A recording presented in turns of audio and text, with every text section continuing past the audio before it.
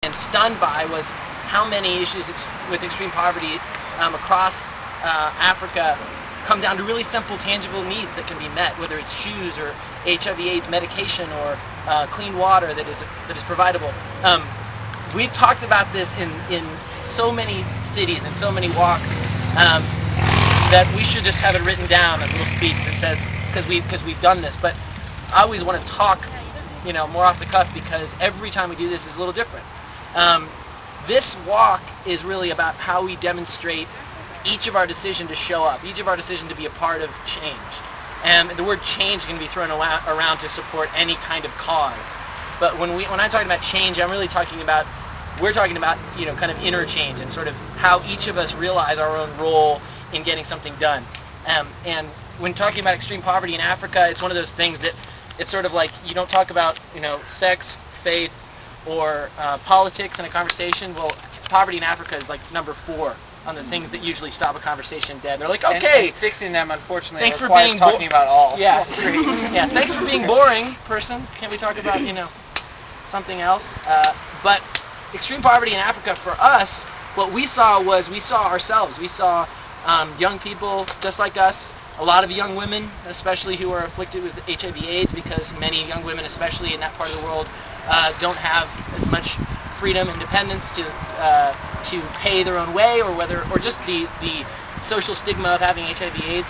And what we also saw was the reality that there's this extraordinary passion and dedication that we've seen from music fans that we felt like at least if we could show by leading with example that maybe just a part of that conviction and dedication and drive could actually be fueling something that was really making a difference. Not by saying, hey guys, you're a Hanson fan, you should do this, but by saying, hey, we're passionate about this, here's a story about our own journey, and share it with you guys. And what we've seen is that over and over, all across the country and literally all over the world, people have, like you guys, have picked up the banner, organized walks just like this. I mean, from Sydney, we've had 20 people gather in a park in Sydney. We've had hundreds of people gather in Tokyo. We've had 1,000 people gather in Seattle, just like this.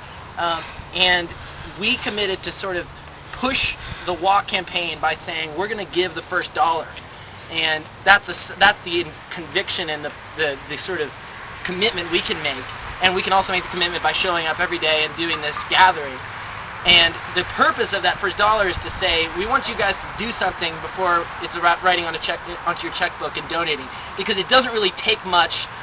$1 or $2 doesn't seem like that much. And you're much better served to have some dirt on your feet. And when you have some dirt on your feet, you remember it. You remember standing in the heat with Hanson. You remember us making bad jokes. You remember... whatever it is you take in today. Even as a poor college student, even with the economy not being great, even in situations like this, it's easier to whip out $1 or $2 or even maybe $10 than it is for me to say to someone, "Hey, you got shoes on. You should take them off with a smile." And they look, and everybody looks at you like, "Are you nuts?" And I'll think about it. Anybody that's got shoes on today, ask yourself why you didn't. Maybe it's just inconvenient, don't really want to mess with that. Sorry, maybe you're metrosexual, you don't want to get your feet dirty. Anyway, but we're lucky because we make our livelihood going around entertaining people. Like, we play music, we do something we love. It's really kind of unfair that this is our job. It's a lot of fun, and we get unfair to you guys. We love what we do, but we have an opportunity to kind of connect in a way that is not about whether we're on stage and you guys are in the audience, but the fact that each of us have to show up as individuals. We can only walk with our 2 feet. Okay, we need everybody's hands, everybody's feet. And so when you decide to take your shoes off or not, or when you stand and listen to us, or when you share about what this is not about getting tons of people to feel bad about these causes. Clearly, look at all the people watching us right now. Yeah, exactly. Nobody.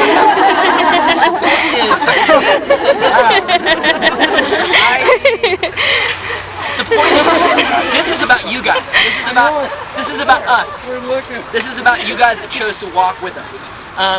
And one thing that you'll see over and over is the component that is really important to getting something done is to have leadership and to be able to say, I'm going to do this regardless. To be a leader is to see something first and do it first. Be ahead of the curve. And the joke in the music business with a lot of record executives is they look around and they say, what do you think? What do you think? What do you think? And then nobody does anything. That's what our whole culture does. We're not here to preach about that because we don't do any better. But we did realize is that when you start, all of a sudden things begin happening. Things begin getting done.